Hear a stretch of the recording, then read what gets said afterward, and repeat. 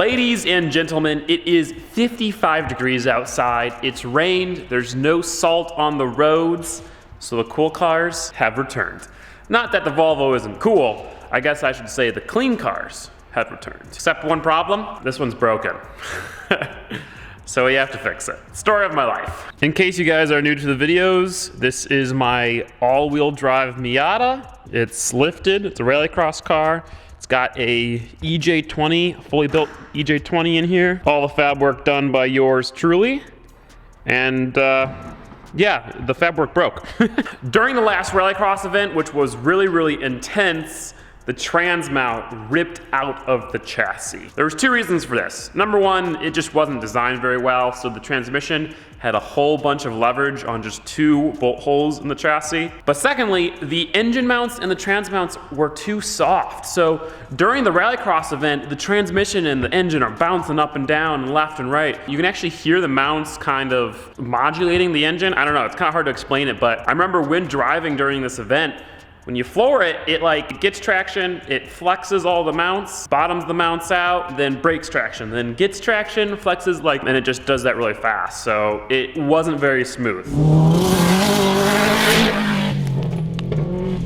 So today we are going to replace the engine and transmission mounts, the stock ones I have in there, with upgraded engine and transmission mounts. Then we're actually gonna build a new transmission mount. So I should specify that we're replacing the bushings, and then I'm going to fabricate a new metal part. Then we gotta get it aligned, and then it's ready to rip. I wanna have some fun with this thing. Rallycross events are starting up soon. I also just wanna do some more crazy stuff with it, but in order to do any of that, we gotta fix it.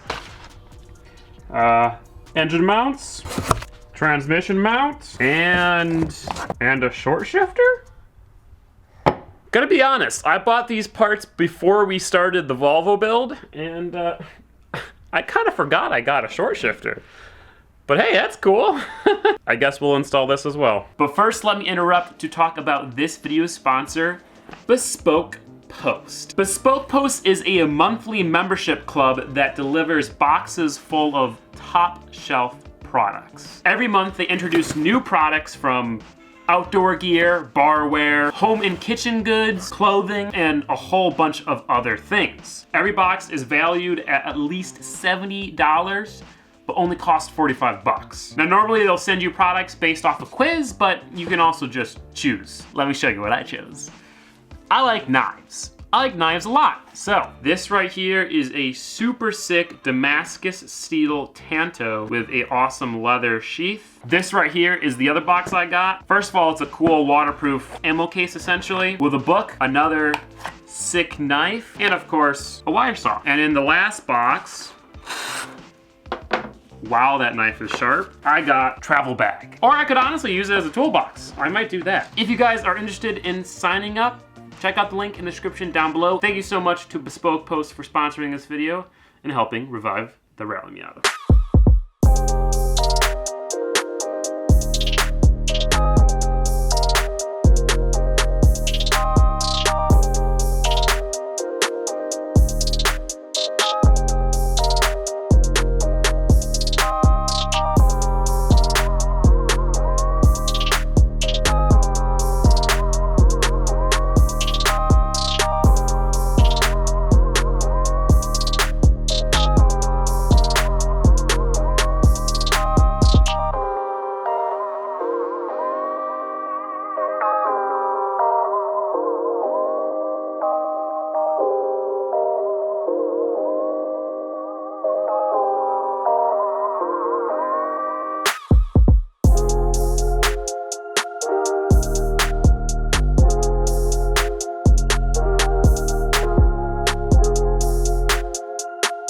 Yeah, I'd say the new motor mounts are a little bit nicer than the old ones.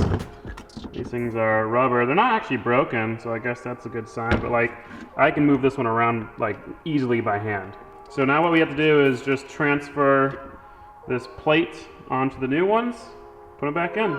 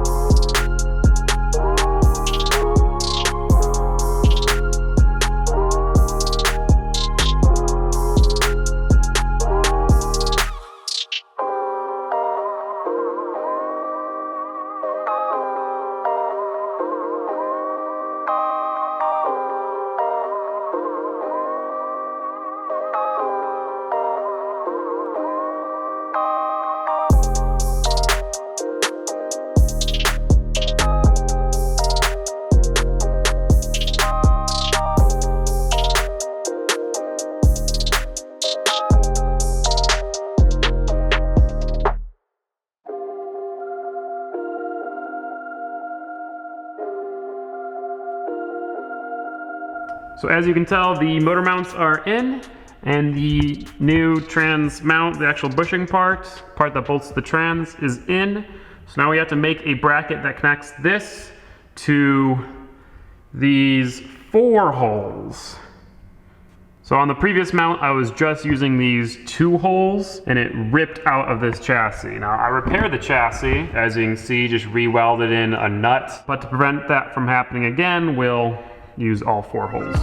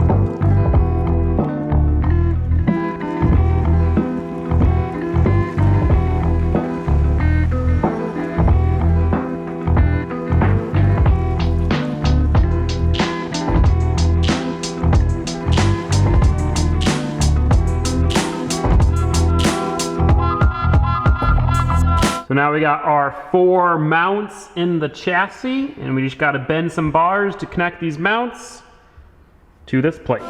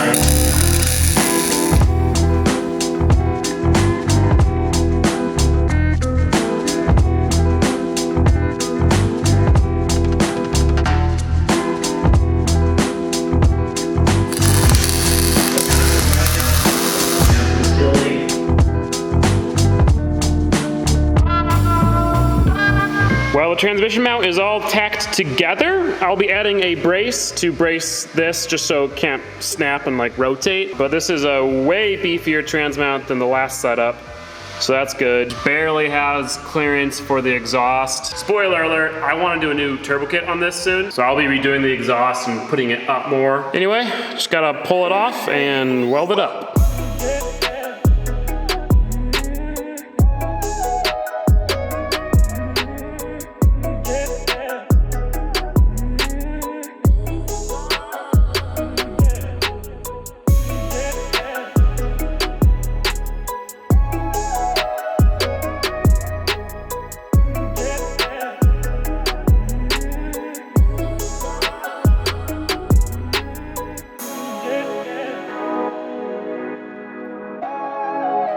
Well, with the motor mounts in, the new trans bushing mount, and the actual hard mount fabricated and all painted up, I think it's time to drive this beast. I will say I am super happy with the way the trans mount turned out. After one rallycross event, it's gonna be just as muddy and dusty as everything else, but for now, it looks freaking awesome.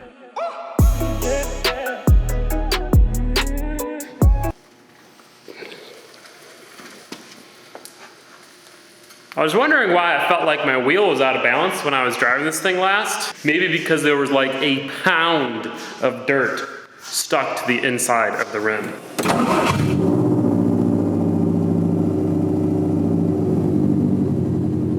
That's not bad. It's definitely more vibrating in here, but it's not nearly as bad as Molly. It's just because EJ is run so much smoother. It's a very smooth 4-cylinder. Ah, the smell of E85. One of the great things about these new mounts,